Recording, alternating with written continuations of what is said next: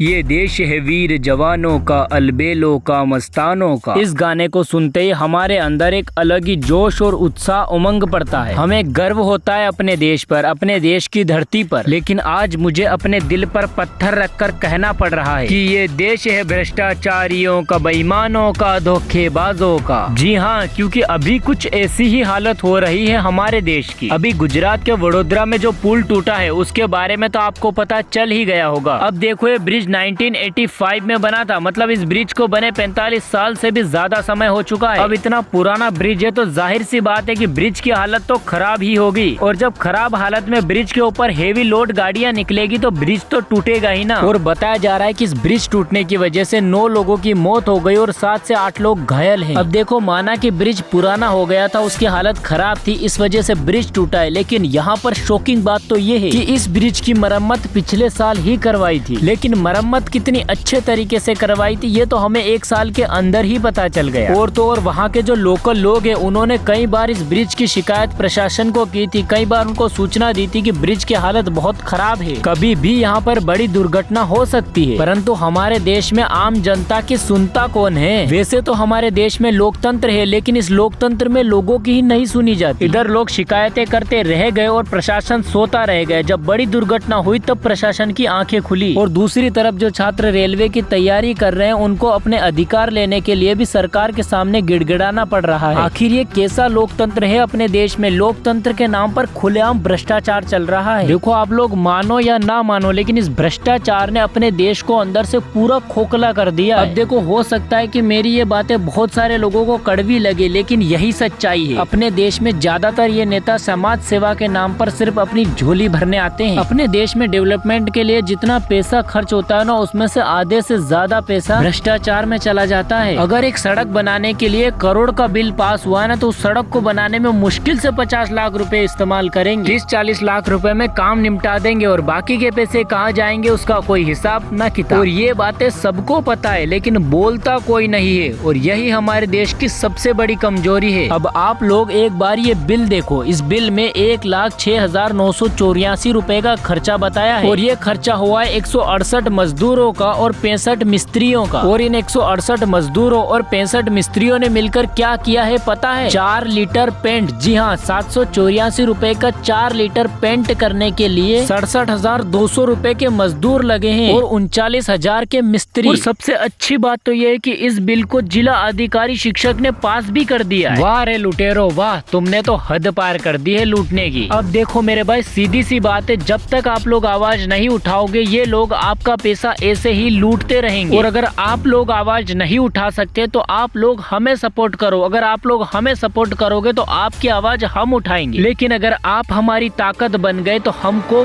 कोई नहीं रोक सकता। अब देखो, अगर आप लोग हमारे साथ हो तो इस चैनल को सब्सक्राइब करके वीडियो को लाइक कर देना और कमेंट में लिख देना फुल सपोर्ट।